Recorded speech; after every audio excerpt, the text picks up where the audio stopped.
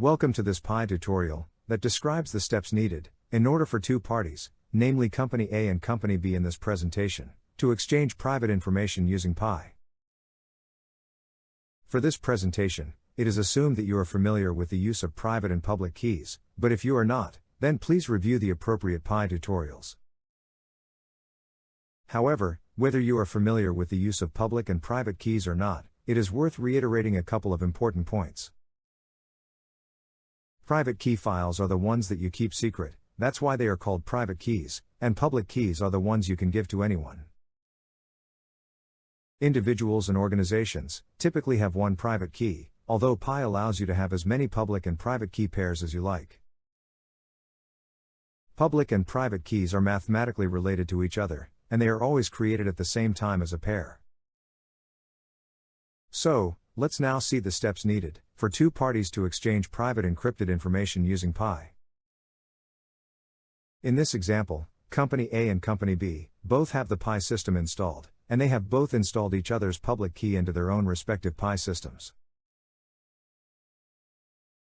Step 1. From Pi's main screen, Company A selects the Encrypt button from within Pi.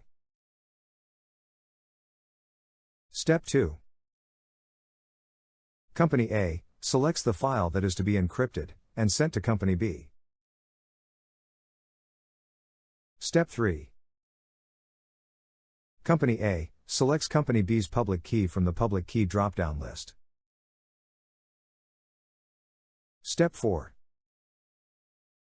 Company A selects the Encrypt button, whereupon the selected file is encrypted, and the full path name of the file is automatically copied into the clipboard. Step 5. The encrypted file is saved by default into Pi's encrypted_files directory. Step 6. Company A, using an email client such as Microsoft Outlook, attaches the encrypted file to an email and sends the email to Company B. It's worth noting here that since the full path name of the encrypted file is in the clipboard, when selecting the encrypted file as an attachment, its full file name can be pasted into the file name selection box by selecting Ctrl+V. Step 7. Company B receives the email from Company A and saves the encrypted attachment to disk. Step 8. Company B selects the Decrypt button from within Pi.